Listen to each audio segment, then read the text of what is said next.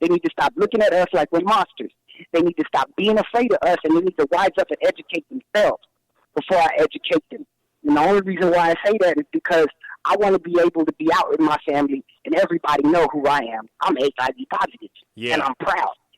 I'm proud. And the one thing that I want to do with my music is bring people out that are just like me and feel like their life is now over. Your life ain't over. Because I stand before you. Exactly, it just begins. Because them 3 letters right there is nothing to be afraid about. They have medication now, and I stand before you like magic. Undetectable. Just like that. Just like that. I ain't got millions of dollars. Mm-hmm. I don't. But I got programs that help me. You know what I'm saying? And I get into some political shit with Trump, but I'm not going to do that. Yeah. We'll say that for the follow-up. Can you dig it? Definitely. There will be a follow-up. Yes, sir. No, most definitely. Going to get updates on what's going on with you and all that kind of stuff. Yeah, man. Don't let nothing tragedy, don't let tragedy, happen in your life keep you down. Turn that tragedy into a testimony and change somebody else's life through your tragedy. Tragedy into triumph, man. That's what's up, man. That's a true testimony, though, man, because, again, a lot of times people go through stuff in life and they want to hide it or feel ashamed about it or allow society to make them feel a certain way about it. So I like the boldness that you have with it, and you won't be changed and you won't be moved because you locked into who you are, because your circumstances didn't define you. And one thing also I've done, too, is I've made HIV shirts. You know what I'm saying? For people that have a loved one that might be positive, whatever the case may be. I made so many HIV shirts that just educate people in general. I have one shirt I see people wearing the emoji 100 to keep it 100. I decided to do a design that says stay 100. You know what I'm saying? I get tested every 3 months. Why don't you?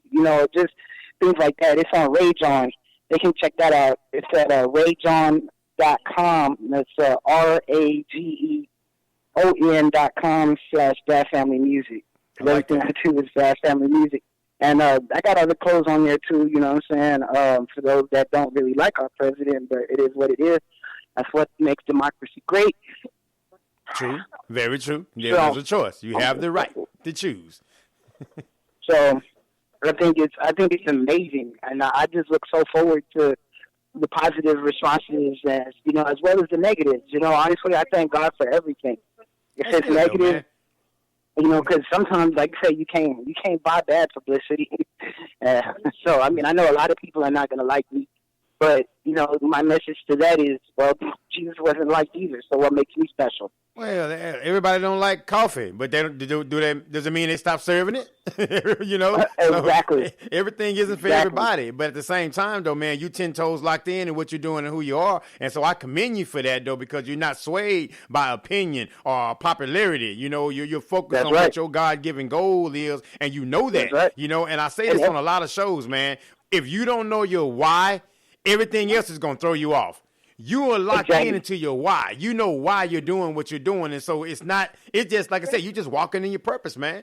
And I hear a lot of people say that all the time, walk in your purpose, walk in your purpose. But when y'all truly talk to people that's truly walking in their purpose, you can hear it in their voice, man. You can hear the excitement, almost like they're just jumping through the microphone, man, because they're so excited about expressing what God has brought to them or what they're doing in their heart and their mind. So that's a beautiful thing to hear that, though, man. People that are actually passionate about what they're doing and passionate about life.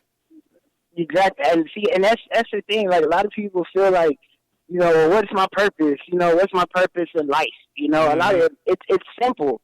The purpose in everybody's life is to do one thing. And I put it on everything I'm saying right now is the honest truth. Yeah. If you believe in heaven and you believe in hell, your number one goal on earth is to get in them gates. That's all you should care about. Everything else is almost secondary. Your number one goal is to get in them gates. You want to hear, well done, that good and faithful servant. That's what you want to hear. You don't want to hear to depart from me, you iniquity, I know you're not. Hey. You don't want to hear that.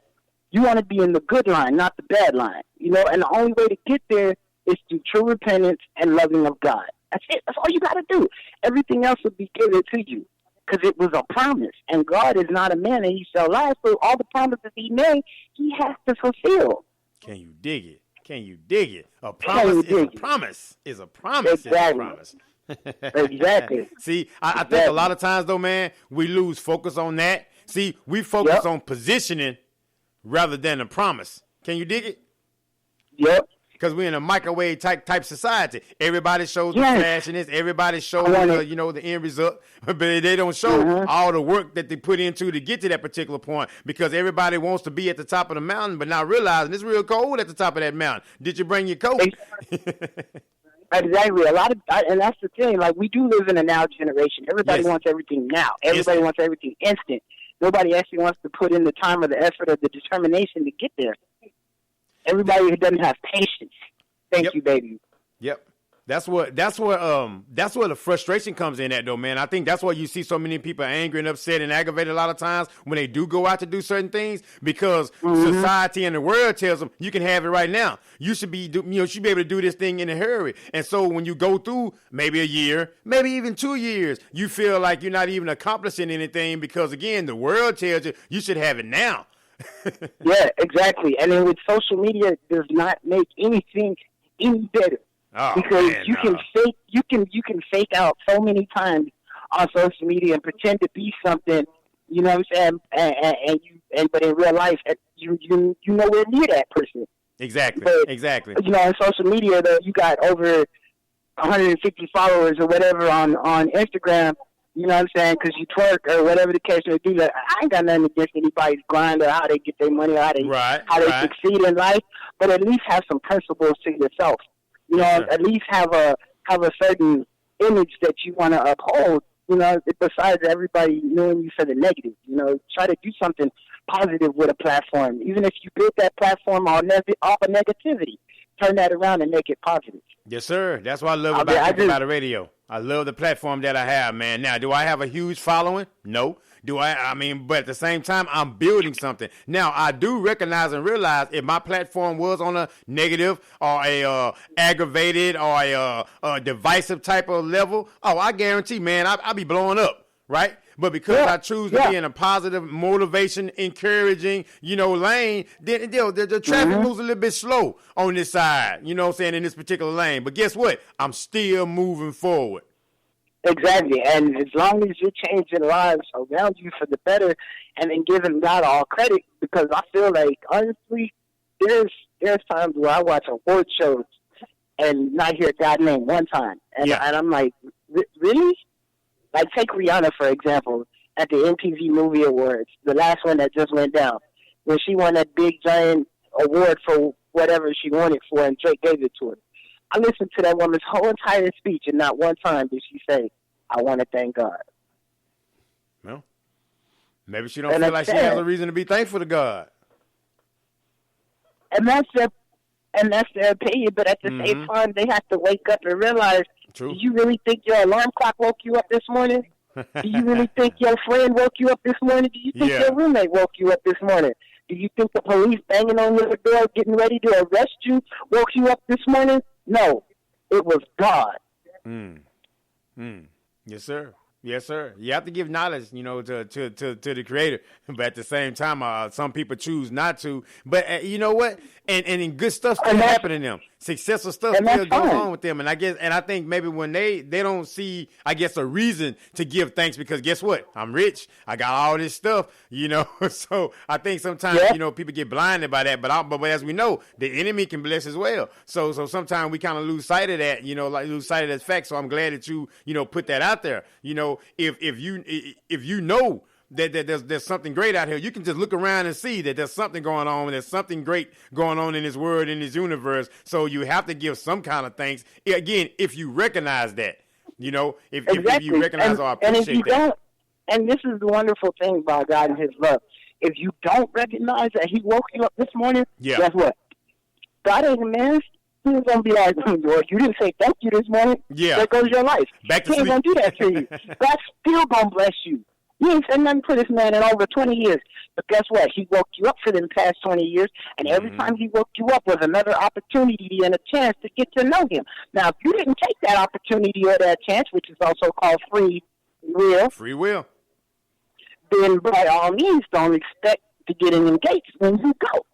because it's not going to happen. And I feel bad for, look, and another reason why I really don't want to be like super mega rich is because me personally, I'm going to die penniless. I will make sure of that. But everything that I've built and all the money and all the fortune that I've gained will go to the proper places that God has set before me to give. Mm-hmm. Because I'm not retarded. I read the book. The man said it himself. Only for a rich man to enter into the gates of the kingdom of heaven, a camel or an ox, depending on which version you're reading, has to get pushed through the eyes of a needle. And we all know that ain't going to happen. No. So therefore, think about Jay-Z. Think about Bill Gates. Think about Steve Jobs. Mm-hmm. Money can't buy you health. No. Say it all the time. You can save money, but money cannot save you. Exactly. The only thing that can save you is God. Yeah. Yeah, the acknowledgement of it, though, man. But I think sometimes, though, man, people have to realize that option is there, or even, you know what I'm saying, or even just kind of like, step aside and like just get to a quiet spot because you think about it. You got all this noise all over the place, all these distractions, everywhere, all over the place, man. And so unless you have somebody really giving it to you, like, okay, this what this is, and really in a loving way and explaining it and breaking it down to them in a loving way, that's why a lot of people are confused. We had a show up on last night about that, about the confusion and all the different doctrines and different beliefs out here, the different ways. So people are upset and angry because they're not really locked into anything, because exactly. Today you can be 100%, I believe this. The next day somebody could come in and dispute all of that. So you really have to know for yourself. Yep. And it says that too. It says, seek and ye shall find. Yeah. That's why I don't get it. But everybody wants to listen to one doctor and listen to one person, listen to this and listen to that. But nobody's actually listening to the man himself. If you really want to know, does God still talk to people today? Yes, he does. Go to the source. Exactly. But if you're loud, you know what I'm saying? But if you're loud, then, you know what I'm saying, and you're steady talking while God is trying to talk, you're going to miss the message. Man, it's amazing what you can hear. And the thing that gets me the most is these preachers on TV need to stop this.